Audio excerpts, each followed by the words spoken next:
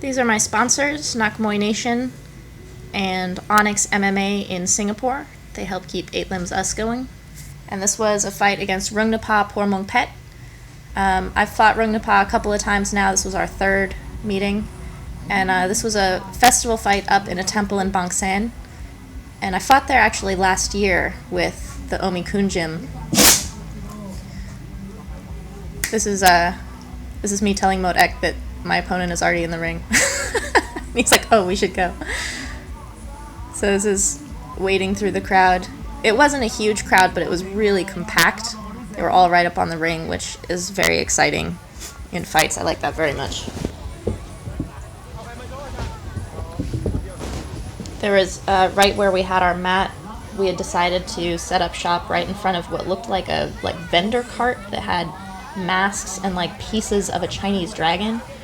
And then we very quickly found out that that was not a vendor. That was in fact a theater troupe that puppeteered the dragon and had these masks, and there was a giant drum that they would play while the dragon went through the crowd and actually went up into the ring, which was really cool, except that the drum was right next to us and it freaked Jaidi out so bad. So I had to keep jumping up and bringing him away from the mat every time, between every fight when they would do this. So you can see all the gamblers are behind the ring on those well, not all the gamblers, but a lot of the gamblers are on the bleachers kind of behind the ring, and they're all right up on the ring here. And I'm wearing my Dr. Nook Fighting Beatles shorts, and they say Dr. Nook on the band, which is from Nook up in Chiang Mai. The announcer called me Dr. Nook. I think he misunderstood why that was on my shorts. Rungnapa and I have fought, this is the 3rd time, probably all within just a couple of months, so our rematches have been pretty close together. She's a cool fighter. I like her.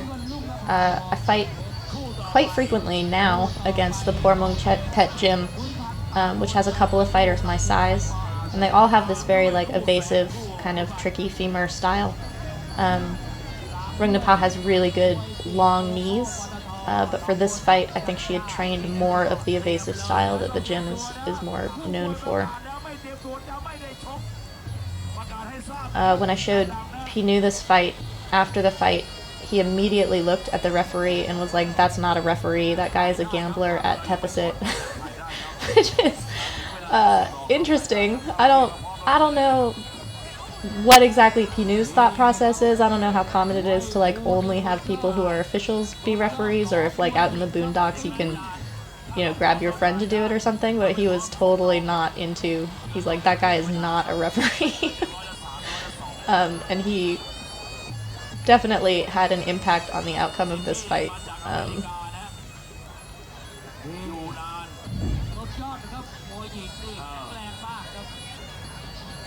This was a little bit of a suspect fight.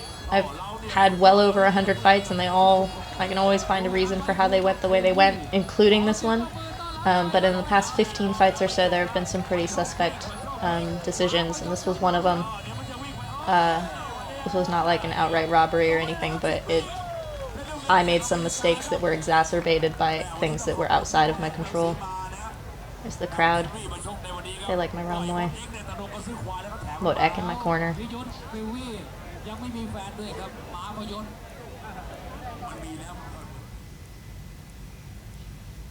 Alright, so starting out round 1.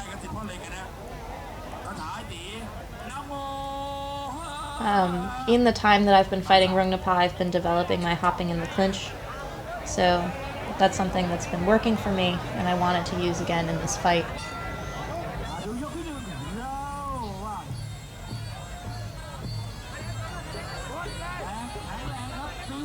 She's using more teeps than she normally does, but she does normally start out with a little bit of teeps in the first round. Here I'm not jumping as I should. Can't quite get a lock on her, and she gets a really good long knee there. There's my teep. So I kind of went into this fight not entirely with a plan. Like, I wanted to work on the things that I've been working on, but I also really want to get my hands online. So I had this like half-assed plan of like, I'm gonna throw my hands, which doesn't actually mean anything. Like, you have to decide more concrete things than that. That said, I did land some good hands, but you can even see in the way I'm fighting right now, I don't super have a plan. She's kicking way more than she has in the past 2 times that we've fought. I think she worked on it. But she's keeping a good distance. I'm getting snuffed in a longer clinch.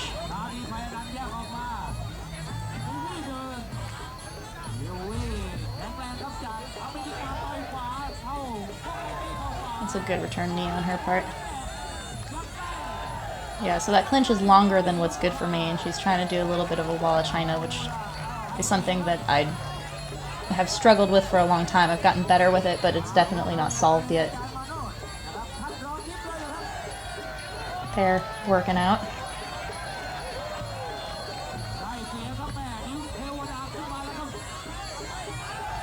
So I started catching her kick early. I would say that it's because I have this ding on my left shin from fighting a lot in the last 2 months.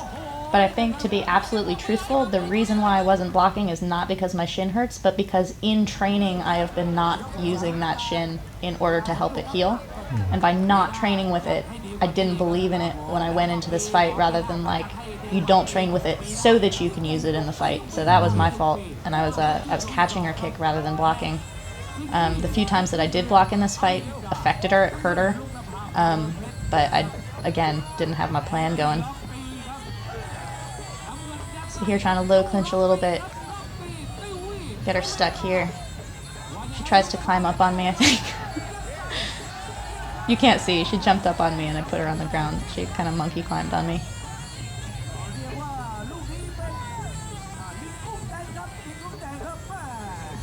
I think in the West it's weird for us to see fighters hanging out on the ropes, but it's actually a little bit common in Thailand.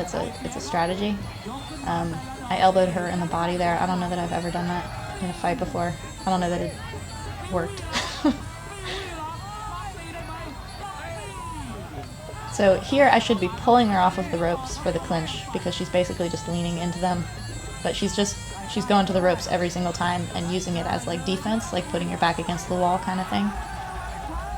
You can't grab the rope like that. It's a foul, but not a huge deal. There, my hands are going good. Landing with some power, but you never know how it looks to judges, whether they see that as effectiveness or not.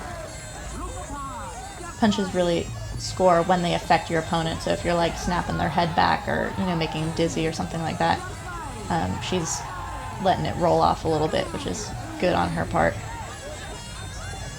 That's her trainer in the corner in the blue shirt. He's not supposed to be up on the ring like that. He gets yelled at later. They're catching that kick again. That scores. So if I catch the kick, she scores with the kick, and if I don't punish it, then that's 1-0. But I am landing knees on her. Trying to cut off the ring.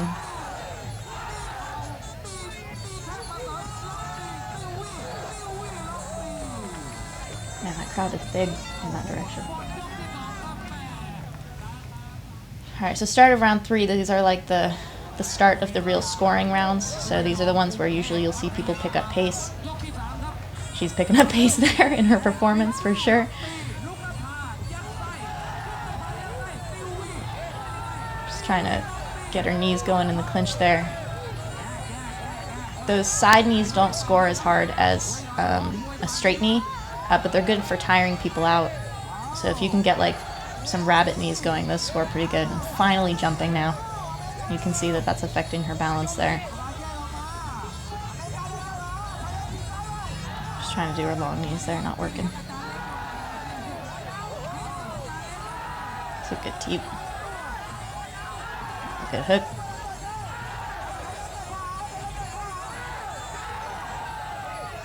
So here I'm kind of like snuffing my distance. Like I'm I'm grabbing her in the clinch rather than using that range to punch, which is what my plan should have been for punching. But when I grab her, I am getting my knees in there. There, the jump is working again. I have no idea what's going on there. So I tripped her in the clinch. When you put someone down and you don't fall, it's a pretty good point. That was a good punch. So here I'm trying to track her down. Getting those knees in. Jumping. So her being on the ropes here, she looks more stagnated than I do because I'm jumping. So before she looked defensive, and now it looks like I have better energy, which is good from my jumping. Ref almost catching us there. That's a straight knee. That's a good point. There. Down again.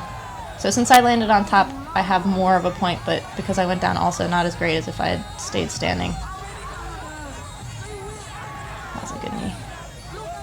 And then the ref starts breaking the clinch a little bit faster. That's the end of the round, so that's the bell. But that was a good round for me. And then in round 4, he starts breaking the clinch a little bit faster. She's doing her style again.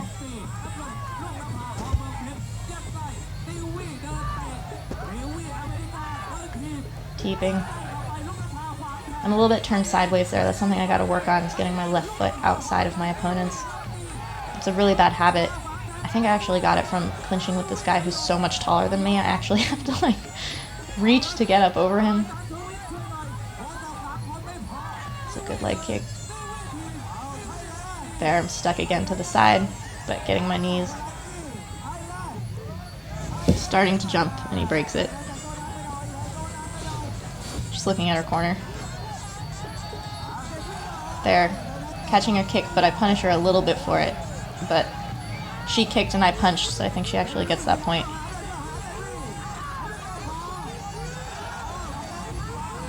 Teeps don't score really high, but they can stop people. This is the ref, again, breaking the clinch out of nowhere. We were not working, or I was not working. They're trying to go over that wall of China. Our coach is like on the ring. He's not allowed to do that. Wall of China. Get my knee in there. Breaking it again. He's acting like the wall of China is like the point and that you can then stop it. That's not how that works if you're still working. Coming in to break it up again. This is... Pinu was pretty pissed when he was watching this. He's like, what is that ref doing?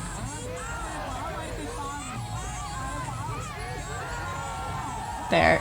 Ooh, down. He throws his leg in to stop me from kicking her, and then he yells at me as though I kicked her while she was down, which, when you put someone down, you can like feint a knee or something over them to like really show the dominance of the point. And he kind of like yelled at me for that. But off balance and a knee, that's a really good point right there.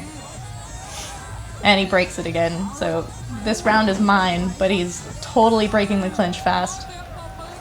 So 3 and 4, good for me. Round 5, Rungnapa faces the gamblers in her corner and puts her hands up like she's winning, like gets them to like clap for her. See, she's jumping up and down. And I was like, that's odd, like when I was watching it. But I was like, that's cool that she's coming out with like energy. But this is already for me 4-1, as Pinu said, with the gambling. The odds was 4-1. So I'm in the lead here. And the ref starts breaking the clinch every second. Her coach is so excited. You can see him getting the gamblers going. I came into this round with a really crap plan, which was kind of no plan, which was I was like, I'm going to go a little bit and then back off, which was a really bad plan. I should have acted like I was winning, because I was winning, and started backing up straight away with my teeps, which is how I've defeated her the past 2 times that we fought. There, that is all me. And I should just back up. I don't know why Motek is yelling for me to come, but by coming forward as if that point wasn't the end-all be-all, I'm basically saying that it wasn't. So that's on me. And then the ref starts, or continues, breaking the clinch at every second, so there's no way for me to score now. So there's nothing I can do. He let that go for a second. But so now I'm chasing, and it looks bad. And the announcers start being like, Sylvie Dern, like Sylvie's chasing. I have her back there, and the ref is pulling us off. And so she just basically is like, what does he do? I don't know. Oh, he's telling the coach to get off the ring again. So basically she's just backing up like she won, and I, like an idiot, am chasing. And he stops that before I can knee her. Interesting refereeing. But at this point I'm already screwed because he's breaking the clinch so much I cannot score. So I didn't take my moment when I had my moment. That was my fault. But now it just becomes a blowout. Like, it becomes ridiculous. And that's the end. Modek knows how that went.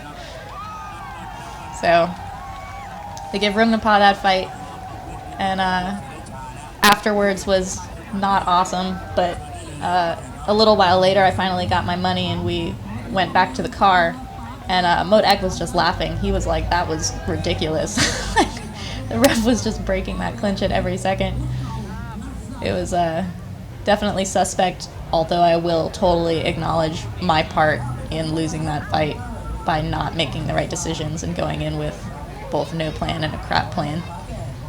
This is us going back to our mat where we have that crazy Chinese dragon and drum right next to it. I'm pissed off. I'm moving fast. Yeah.